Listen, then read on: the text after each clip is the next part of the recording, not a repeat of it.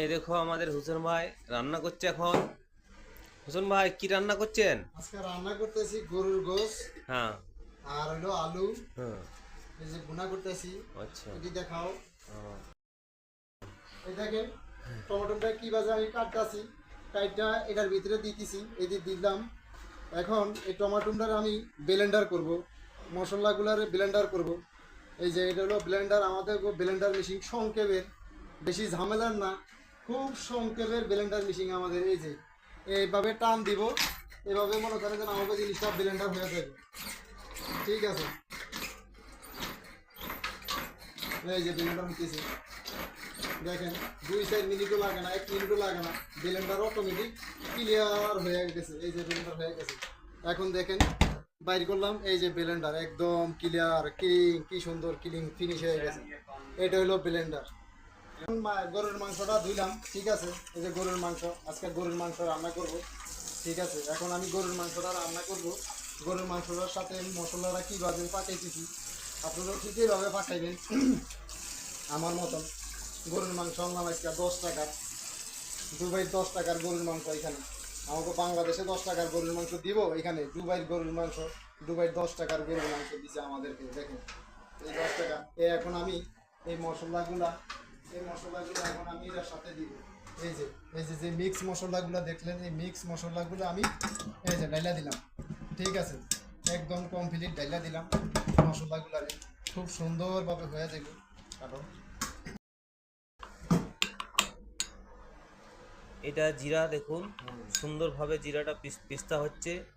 পিস্তা হয়ে এটা মাংসের সাথে মিশান হবে, দেখতে পাচ্ছেন আপনারা। মশলা দিলাম, এটা হলো মিক্স মশলা। পারলে আপনারাও যতটুকু পরিমাণ লাগে ততটুকু আপনারাও দিতে পারবেন, অসুবিধা নাই। দিলাম মশলা, এই যে মরিচের গুঁড়া, কিছু মরিচের গুঁড়া এটা লোক অ্যাড করলাম, দিলাম মরিচের গুঁড়া।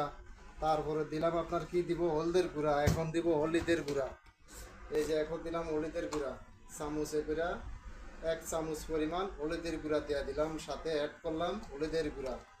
এখন দিব কি লবণ, এই দিলাম লবণ, এটা হলো লবণ।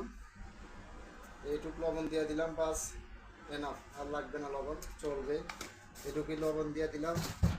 এখন দারচিনি, তারপরে যে এলাচি, এই যে দারচিনি দিলাম, এলাচি দারচিনি মশলা অ্যাড করলাম, কিছু লং।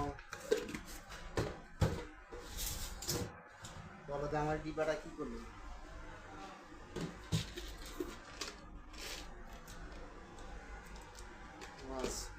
মশলা দিলাম।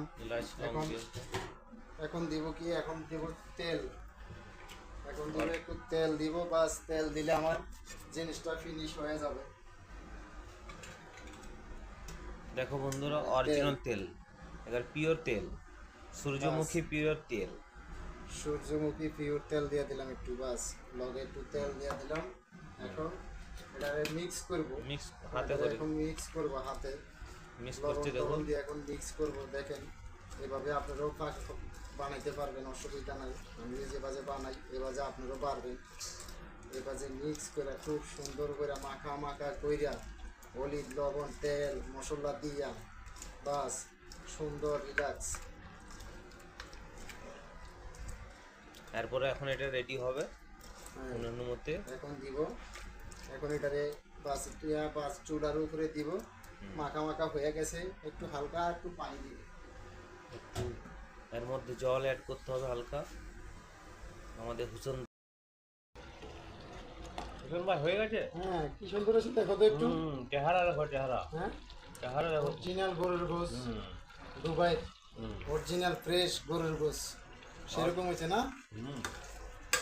অরিজিনাল সব কিছু দিয়ে আসার মধ্যে অরিজিনাল ফ্রেশ।